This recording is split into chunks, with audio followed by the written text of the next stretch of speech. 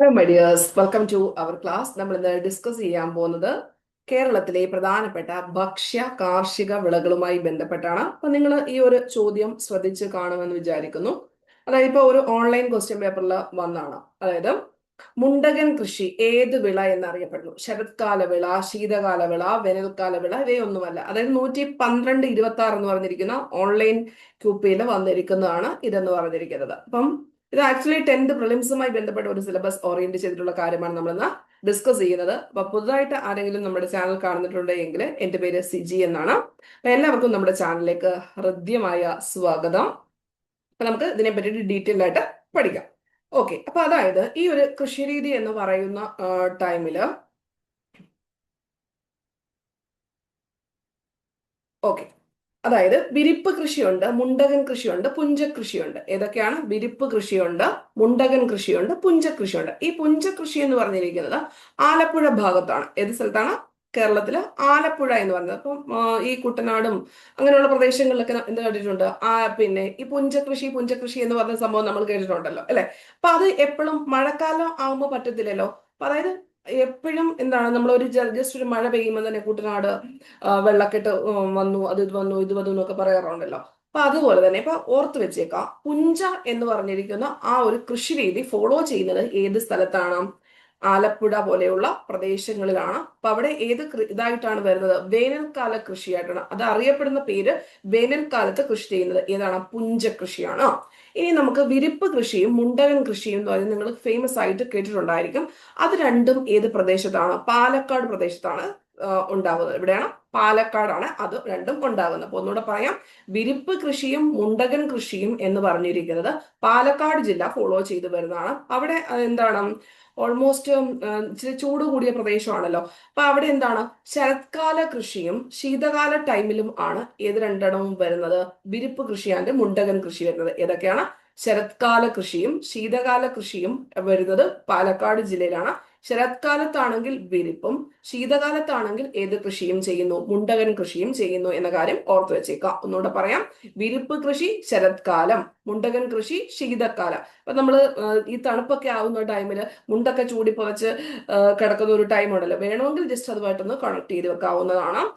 ശരത്കാലം വിരിപ്പ്, വേനൽക്കാലമാണെങ്കിൽ പുഞ്ച. അത് തെറ്റി പോകാനുള്ള ചാൻസ് കുറവാണ്. ഇനി നമ്മൾ ഈ വിളയെടുക്കുന്ന കാലത്തിനെ അടിസ്ഥാനമാക്കിയിട്ട് വേണം നിങ്ങൾ കൃത്യമായിട്ട് പഠിക്കാൻ. ഞാൻ പറയുന്നത് പോലെ പഠിച്ചു കഴിഞ്ഞാൽ സിമ്പിൾ ആയിട്ടൊന്ന് പഠിച്ചു വെക്കാൻ പറ്റും. അപ്പൊ അതായത് നമുക്ക് ഈ ഖാരിഫ് സെയ്ത് വിളകളുമായിട്ടൊക്കെ ബന്ധപ്പെട്ട് നമ്മൾ വിള എടുക്കുന്നത് എവിടെയാണ്, വിള ഇറക്കുന്നത് എപ്പോഴാണ് എന്നൊക്കെയുള്ള കാര്യങ്ങൾ പഠിച്ചിട്ടുണ്ടല്ലോ. അപ്പൊ അന്നേരം ഇവിടെ നമ്മൾ എൻഡ് റിസൾട്ട് വേണം നോക്കാൻ വേണ്ടിയിട്ട്. അതായത് എപ്പോഴാണ് നമ്മൾക്ക് അതിന്റെ ഫ്രൂട്ട് കിട്ടുന്നത്, അല്ലെങ്കിൽ നമ്മൾ പാകമായിട്ട് കൃഷി എടുക്കുന്നത്. വിരിപ്പ് കൃഷിയാണെങ്കിൽ സെപ്റ്റംബർ ഒക്ടോബർ മാസങ്ങളിലാണ്. ഇതാണ് സെപ്റ്റംബർ ഒക്ടോബർ മാസങ്ങളിലായിട്ടാണ് വിരിപ്പ് കൃഷി എടുക്കുന്നത്. September October. അപ്പൊ അതിനെയാണ് നമ്മൾ എന്തെന്ന് പറഞ്ഞത്? ശരത്കാല കൃഷി എന്ന് പറഞ്ഞിരിക്കുന്നത്. ഇനി ഡിസംബർ ജനുവരി എന്ന് പറഞ്ഞാൽ തണുപ്പ് മാസമുള്ള കാലമാണ്, നിങ്ങൾക്ക് അറിയാമല്ലോ. അപ്പൊ ആ ഒരു ടൈമിലാണ് മുണ്ടകൻ കൃഷി വരുന്നത്. മുണ്ടകൻ കൃഷി ഏത് സമയത്താണ്? ഡിസംബർ ജനുവരി മാസങ്ങളിലായിട്ടാണ് മുണ്ടകൻ കൃഷി വരുന്നത് എന്ന കാര്യം ഓർത്തു വെച്ചേക്കാം. ഇനി അതുപോലെ തന്നെ മാർച്ച് ഏപ്രിലാണ് വേനൽക്കാല കൃഷിയാണല്ലോ. അപ്പൊ ആ ജസ്റ്റ് ആ കാലം ഒന്ന് നമ്മൾ ആലോചിച്ച് നോക്കിക്കഴിഞ്ഞാൽ ഈസി ആയിട്ട് നമുക്ക് കൃഷി രീതിയുടെ പേര് ഈസി ആയിട്ട് കിട്ടും. ഒന്നുകൂടെ പറഞ്ഞു നോക്കിക്കേ, സെപ്റ്റംബർ ഒക്ടോബർ ആണ് എങ്കിൽ ഏത് പറയണം? വിരിപ്പ് കൃഷിയുടെ പേര് പറയണം. എന്താണ്? സെപ്റ്റംബർ ഒക്ടോബർ ആണെങ്കിൽ വിരിപ്പ് കൃഷി, അതിനെ പറയുന്നത് വരുന്നതാണ് ശരത്കാല കൃഷിയാണ്. ഡിസംബർ ജനുവരി ആണെങ്കിൽ എന്ത് പറയുന്നുണ്ട്? മുണ്ടകൻ കൃഷി, അതിന് പറയുന്ന പേര് ശീതകാലം. ഇതെല്ലാം എൻഡ് റിസൾട്ട് ആണെന്ന കാര്യം കൂടെ ഓർത്ത് വെച്ചേക്കണം. മാർച്ച് ഏപ്രിൽ മാസമാണെങ്കിൽ എന്താണ്? വേനൽക്കാലമാണല്ലോ മാർച്ച് ഏപ്രിൽ മാസങ്ങളിൽ. സോ വേനൽക്കാല കൃഷി എവിടെയായിരിക്കും? ഏത് കൃഷി രീതി കാണാം? പുഞ്ച, ആലപ്പുഴ ഭാഗത്തുള്ള പ്രദേശങ്ങളിലാണ്. അപ്പൊ ഇതെല്ലാം എൻഡ് റിസൾട്ട് വെച്ചിട്ട് നോക്കണം. ഓക്കെ, അപ്പൊ ഈ മാർച്ച് ഏപ്രിൽ കഴിഞ്ഞതിന് ശേഷം നമ്മൾ നോക്കിക്കേ, ഏപ്രിൽ മെയ്, അതായത് ഏപ്രിൽ മെയ്യിലാണ് ആര് വിരിക്കുന്നത്? ഈ വിരിപ്പ് കൃഷി വിരിക്കുന്ന സമയം ഏതാണ്?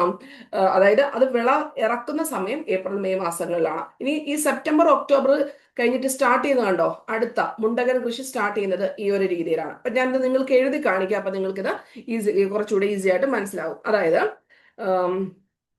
ഇവിടോട്ട് എഴുതാമേ. ശരത്കാല കൃഷി എന്ന് പറയുന്ന ടൈമിൽ ഏത് പറയണം?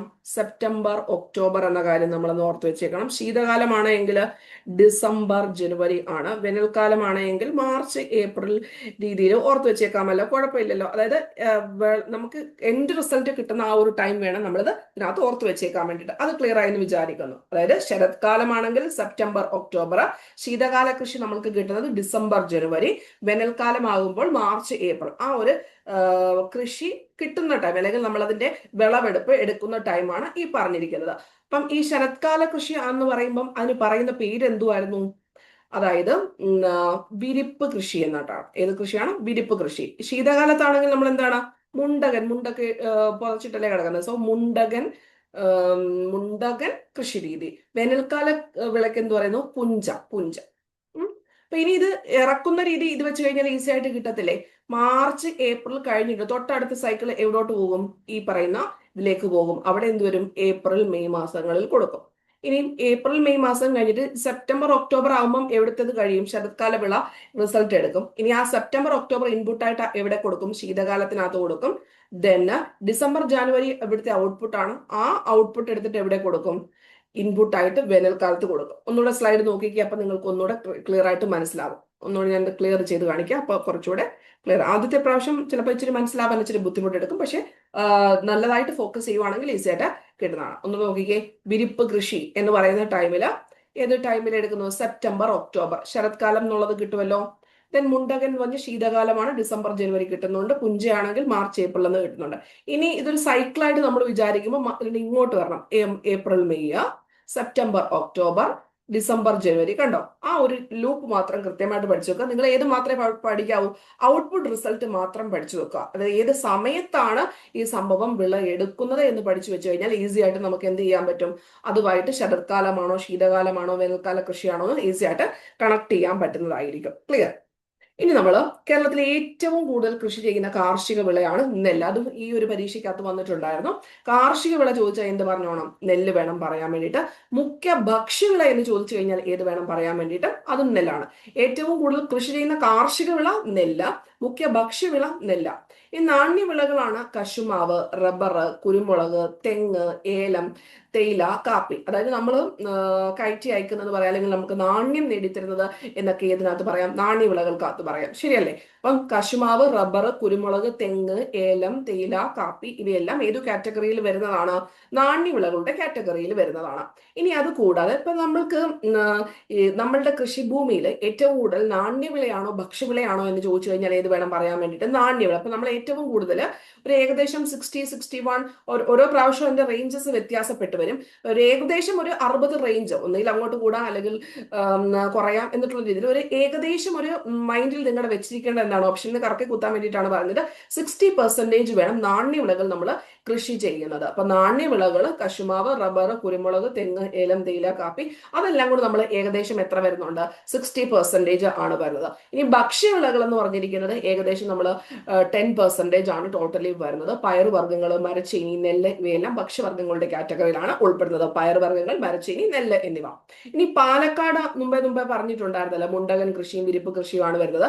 ഈ പാലക്കാട് ജില്ലയാണല്ലോ ഏറ്റവും കൂടുതൽ നെല്ല് ഉൽപ്പാദിപ്പിക്കുന്നത്. അപ്പൊ ഏകദേശം എത്ര പെർസെന്റേജ് വരുന്നുണ്ട്? 39% വരുന്നത്. അറൌണ്ട് 39% എന്ന കാര്യം ഓർത്ത് വെച്ചേക്കണം.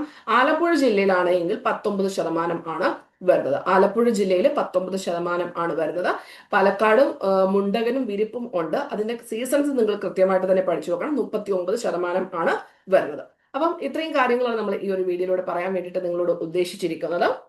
അപ്പൊ ഈ ഒരു ചോദ്യം നോക്കിക്കേ, മുണ്ടകൻ കൃഷി ഏത് വിള എന്ന പേരിൽ അറിയപ്പെടുന്നു?